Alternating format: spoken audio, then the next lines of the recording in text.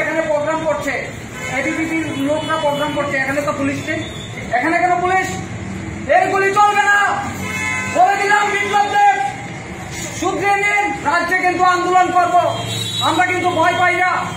মেডিকেলের ফিস বাড়িয়েছেন, অনেক হয়েছে অত্যাচার, আর সহ্য হবে না। রাজ্যে কিন্তু আন্দোলন করব, ভয়ানক আন্দোলন হবে। আপনাকে বলে দিচ্ছি, এইভাবে হবে না। পুলিশ দেখিয়ে ভয় দেখিয়ে হবে না, আন্দোলন হবে, প্রতিবাদ হবে। ছাত্রদের টিএমসি মেডিকেলের ফিস বৃদ্ধি হয়েছে। আজকে আমরা ডাইরেক্টর অফ মেডিকেল এডুকেশন চিন্ময় বিশ্বাস স্যারের সাথে আমরা কথা বলার জন্য এসেছি। 2017 সালে ছিল 21 লক্ষ টাকা মেডিকেল কলেজের ফিস, 4.5 বছর। 2018 সালে হলো 19 লক্ষ টাকা। এখন 2020-এ এসেছে ইন টোটাল 54 লক্ষ টাকা লাগবে মেডিকেল কলেজের ফিস।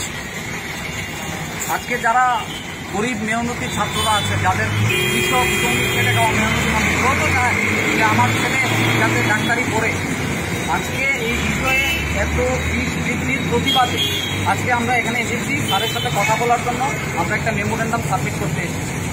আমরা আশ্বাস করব যে এইটা প্রত্যাহার করব, নাইলে এখন যেহেতু পূজা সামনে, পূজা ফেস্টিভ্যাল চলছে, আমরা পূজার পরে রাজ্যব্যাপী আমরা বৃহৎ আন্দোলন করে দেবো। আমরা মেডিকেল কলেজও আমরা বন্ধ ডাকতে বাধ্য হব।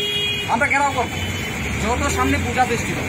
আমরা পূজার পরে আমরা রাজ্যে এনএসওয়াই আমরা বৃহৎ আন্দোলন গড়ে তুলব, যদি এই ফিস সমাধান না হয়। এটা প্রত্যাহার করতে হবে, পুরো প্রত্যাহার করতে হবে। এই বিষয়ে কথা বলার জন্য